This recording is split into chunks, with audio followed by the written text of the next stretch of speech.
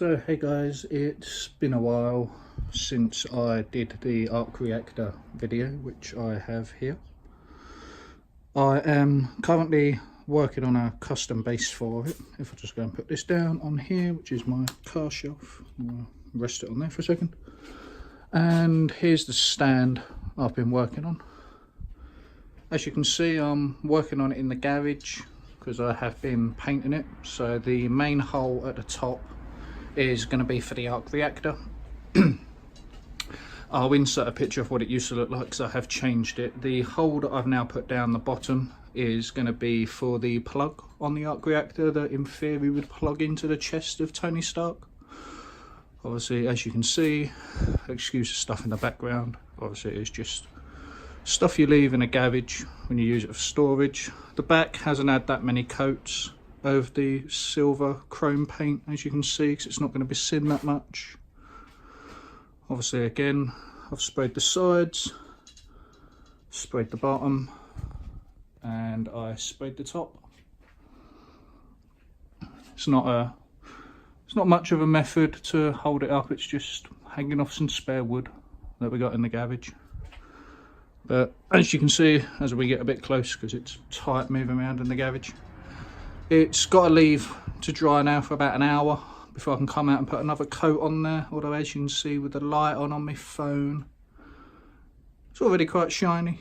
I would have liked to have made this out of metal, but I have got plans on what I want to do to mount and display the arc reactor. I have found it has got some settings on there that make it flash and flicker. I'll insert a clip of that here.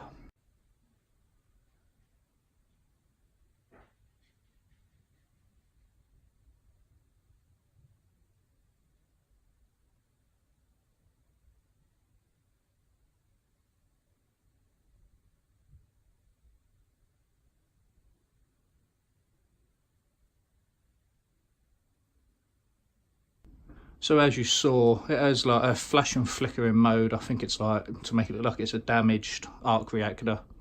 Obviously in the long run, I want to make like a damaged Iron Man chest piece.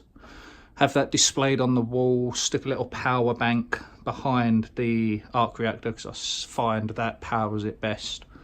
And then obviously the damaged chest piece with the arc reactor flickering inside it. For those interested, the paint I used is just some cheap $2.99 paint I got from our local DIY store that we have down in the little village. So it's just chrome, gloss finish, spray paint, multi-purpose. Designed, fast drying. Obviously it does recommend on there, can't really see it because of the light coming off the camera, but leave between 60 minutes between coat. Obviously it takes a full 24 hours to dry. Like I say, this is just one coat. I will probably come out and give it one more, but I'm not too bothered about it. Like I say, it's only going to be a temporary display piece. But for the most part, obviously the arc reactor is just going to sit in there. If I sit it down that way for a second, there's the plug that I mentioned that's going to stick out on the bottom of the hole. Try not to walk into it. So obviously it's a bit difficult to hold, but the arc reactor sort of look like that, but mounted in there. So that way you can still see the arc reactor, you can see the plug coming out the bottom. Again, he's only temporary. I would have liked, I have been looking for a Stark Industries logo to go across the top, but there doesn't seem to be anyone that does a decal in that size. Obviously, if anyone that watches these videos has had custom decals done, custom stickers, know a good eBay page, let me know. Obviously, like I say, I would like to stick a Stark Industries one up the top, but this is just a brief update. I will have another video coming out about the arc reactor, just some of my thoughts and opinions on it, the kit as a whole. There are a few things I change on there. Nothing major. The kit itself is good. Obviously I got it for a reasonable price, but keep a lookout for the update video. Like I say, this is only a short video. I imagine it won't be much longer than 5-6 minutes in length. I'll probably insert some more pictures of the finished art reactor that you've seen in previous videos, but just to walk around this again. Like I say, the back, as you can see, definitely hasn't had many coats. Obviously it is hanging up that way. When the front's dry, I may spin it around and spray the back, but the back's not really something that's going to be seen. Just in case anybody asks, license plates off my old cars, and obviously that's a top off of an old Ford Escort engine that I painted blue. The car died. I kept it for some reason, so it's now on the wall above my car shelf. License plate off an old MG I had, and the P reg is off of the Escort I had.